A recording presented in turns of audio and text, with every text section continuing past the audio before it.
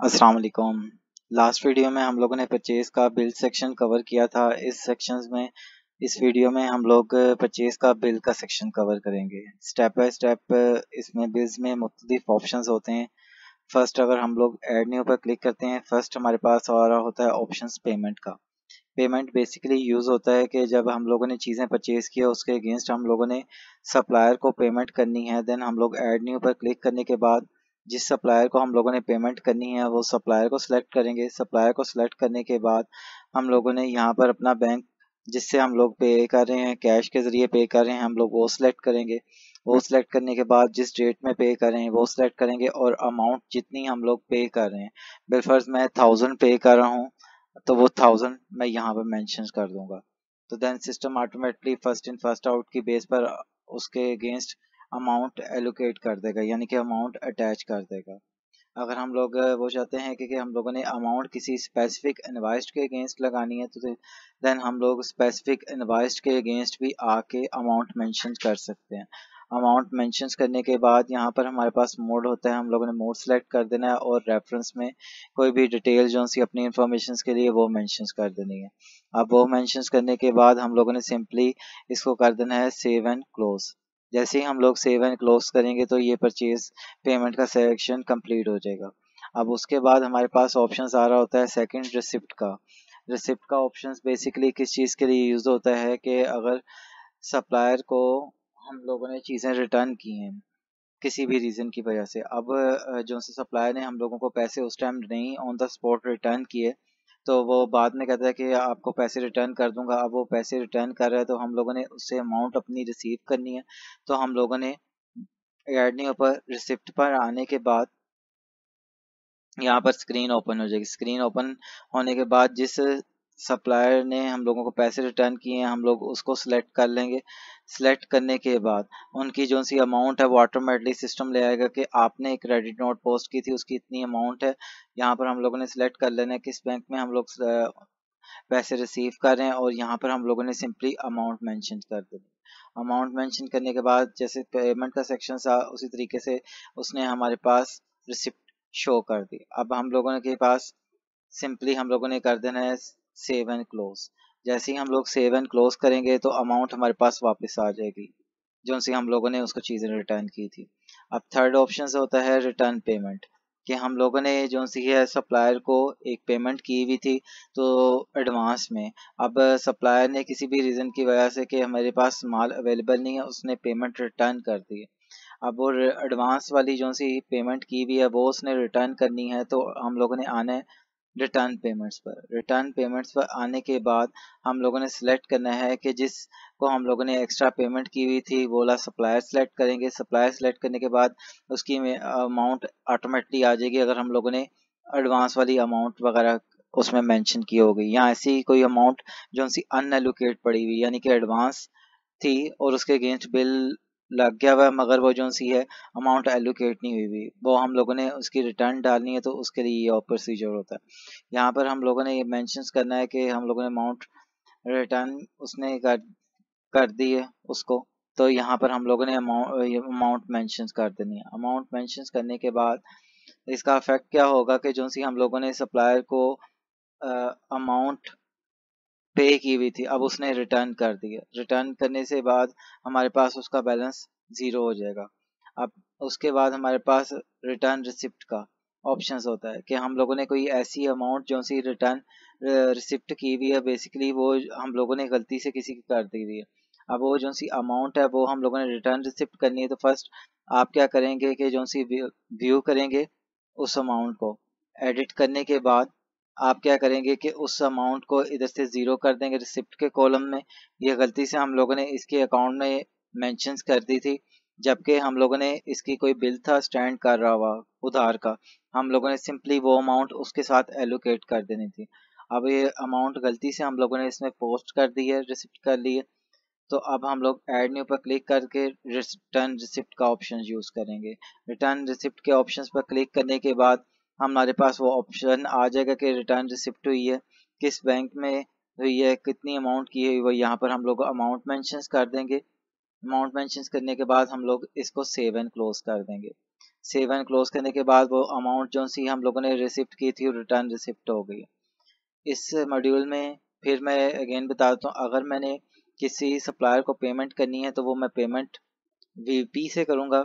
VP मतलब vendor payment, receipt मतलब vendor credit receipt, कि हम मैंने उनके चीज़ें वगैरह रिटर्न की थी, उन्होंने मुझे पैसे वापस किए हैं तो रिटर्न रिसिप्ट से आएंगे।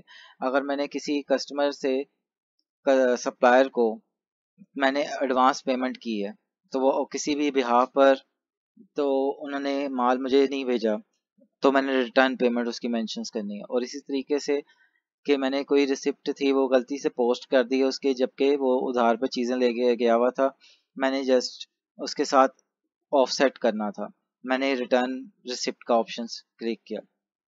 उसके बाद हमारे पास बैच का ऑप्शन आ रहा होता है।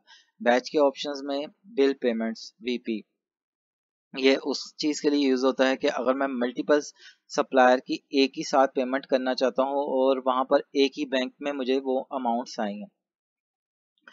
ये देखिएगा मैंने उस पर सिंपली सप्लायर और सेलेक्ट पर किया, उसने बता दिया कि इन सप्लायर्स की इतनी इतनी अमाउंट्स बन रही हैं जो सी अभी पेंडिंग पड़ी हुई हैं। अगर आपने किसी भी बैंक में रिसिप्ट करनी है तो सिंपली आप वहाँ पर बैंक सेलेक्ट करेंगे, यहाँ पर आगे मोड वगैरह सेलेक्ट कर सकते हैं।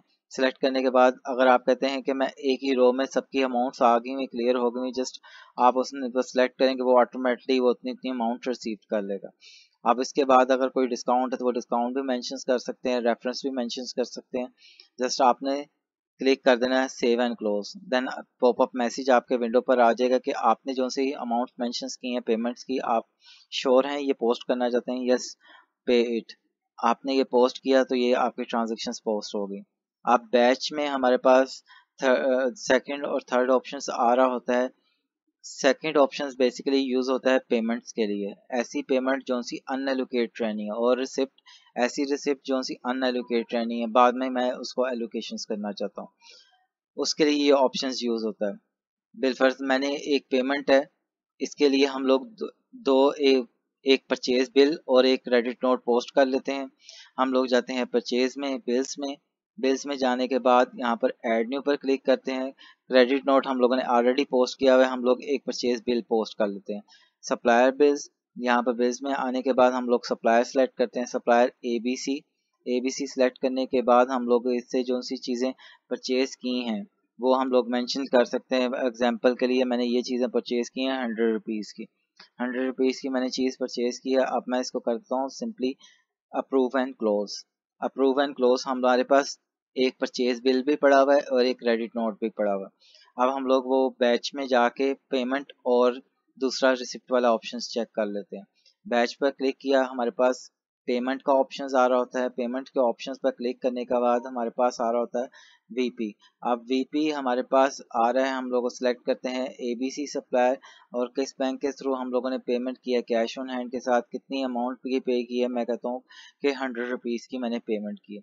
अब सिंपली मैंने इसको कर दिया सेव एंड क्लोज। जैसे ही हम लोगों ने सेव एंड क्लोज किया तो हमारे पास एक पेमेंट अनएलोकेटेड में पड़ी हुई, यानी कि बैलेंस पड़ा हुआ। अब हम लोगों ने एलोकेशंस कैसे करनी है, इसके ड्रॉप डाउन मेन्यू पर क्लिक करना है, यहाँ पर एलोकेशंस का ऑप्शन आ रहा होगा। जैसे ही हम लोगों ने एलोकेशंस पर क्लिक किया तो उसका परचेज बिल जो सा हम लोगों ने पोस्ट किया था वो आ गया। हम लोगों ने ये अमाउंट इसके साथ एलोकेट कर देनी है। एलोकेट करने के बाद आपने देखा होगा कि यहाँ पर अनएलोकेटेड बैलेंस के जीरो हो गया और ये अमाउंट जो सी हमारे बिल के साथ लग गई है।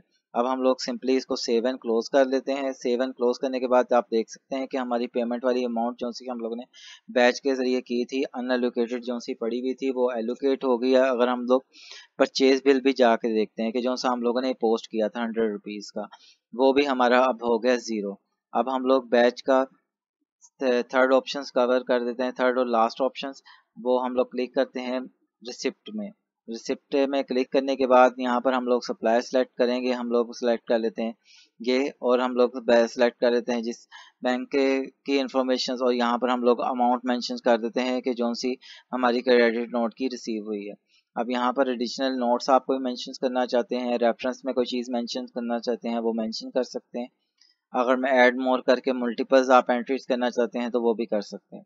अब इसके बाद आपके पास सेव एंड क्लोज करेंगे। सेव एंड क्लोज करने के बाद या आपकी रिसिप्ट जो सी अनएलोकेटेड पड़ी हुई है। अब आपने इसको एलोकेट करना है, सेम प्रोसीजर जैसे पेमेंट का करते हैं। आपने इसके ड्रॉप डाउन मेन्यू पर क्लिक करना है, एलोकेशंस पर क्लिक कर देना है। एलोकेशंस पर क्लिक करेंगे तो वो आपके पास वैसी स्क्रीन ओपन हो जाएगी जैसे हम लोगों ने पेमेंट्स की थी, जो सी एडवांस में पड़ी हुई थी वो हमारे बिल के साथ एलोकेट नहीं हुई थी। अब ये एलोकेटेड रिसीव करने का ऑप्शन है, हम लोगों ने यहाँ पर रिसिप्ट पर क्लिक किया और हम लोग इसको कर दिया सेव एंड क्लोज।